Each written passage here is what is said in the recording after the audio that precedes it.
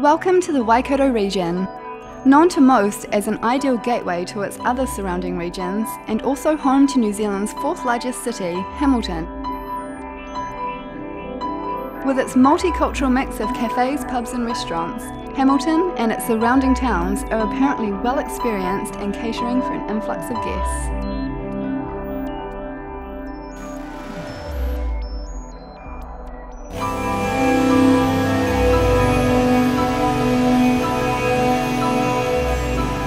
The question is though, can Hamilton and its surrounding towns ever be taken seriously when it comes to hospitality and the hosting of world-class events? Or will the Waikato never outlive its cow country reputation? What better way to start my investigations than in the small community of Cambridge and Lake Karapiro, where the World Rowing Championships have just been held. Unofficial host for this event, the owner Lesely from the Powerhouse Cafe, Bar and Restaurant. Lesely, how's it going? It's going really well, thank you. Fantastic. Hey Lesely, how did the Powerhouse become the unofficial host of the World Rowing Champ event? During the lead up to the event, we the people down at the New Zealand Rowing particularly needed somewhere to get away from all the hustle and bustle that was going around them in terms of organising the event. So what they chose to do was come up here. Sure. And from there they decided, well, this would be a great ideal place to come afterwards, have a few drinks, come up, send their guests up for meals if they wanted something different that was on site, and from that way it just happened from there. Awesome. And so what was sort of expected in having that title? What did you have to sort of step up your service or? Not really. We try and set very high standards, and so it was just being prepared to meet any influx that happened. That was all. It's we try very hard to meet everyone at the same level all the time. Of so course. it was just being prepared for it. Definitely. How did you guys prepare for that influx of people? We couldn't prepare because we also do event management, and one of the things we know from experience is that you can plan all you want for the 60,000 or 80,000 that they were hoping for, but the reality is far from that usually. You just have no idea. So all we needed to do, all we did in terms of our preparation was have extra staff on call if we needed them, have our suppliers be ready to provide us with a lot more if we needed it at short notice, and that was it, because it is a totally unknown. It's a one-off event. If it was a yearly event, then you'd have some history, but being a world rowing the thing that it was, it's a one-off and you don't know. So you've got to be prepared for it to go either way, and that's how we prepared. Oh, very interesting.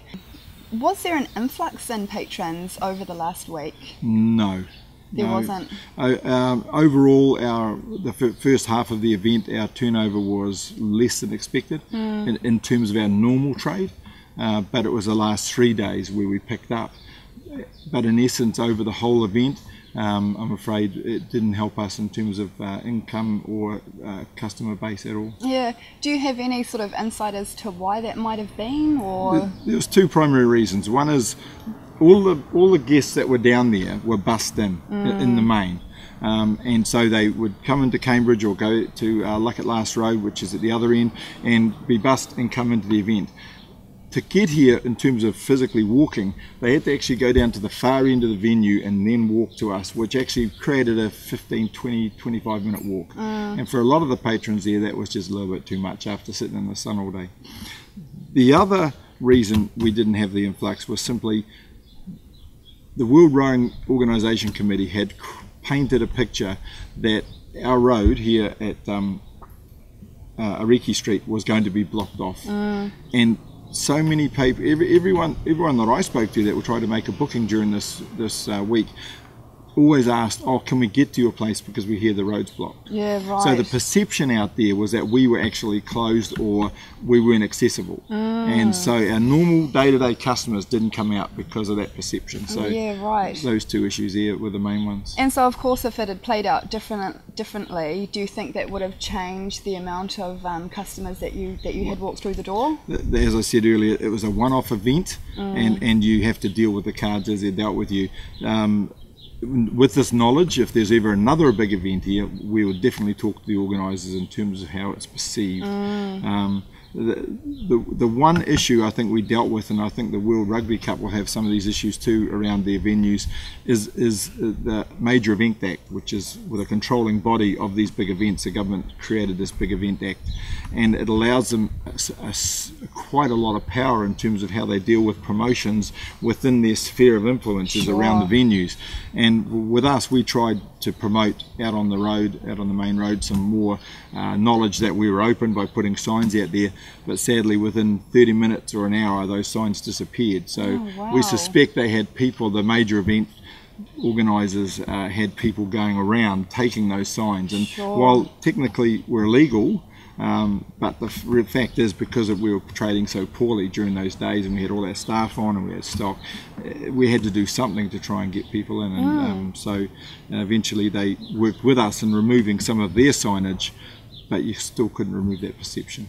There's two types of, well, three now, but before the event there was two main avenues of promotion that we did. One was local newspaper advertising. There's a Cambridge edition comes out weekly. We've been advertising every week in that, to make sure that people are aware of who we are. We're new into this business here, but they, any promotions that we're doing. We had Mike King here on Saturday night. We have a family night we promoted. So we all promoted all of that right through that media. The other one was e-marketing. Is my wife Sandra, who's a co-owner of the business. She does a lot of e-marketing in terms of across the internet, promoting what we do, the things that are coming up, any specials we're doing and stuff like that.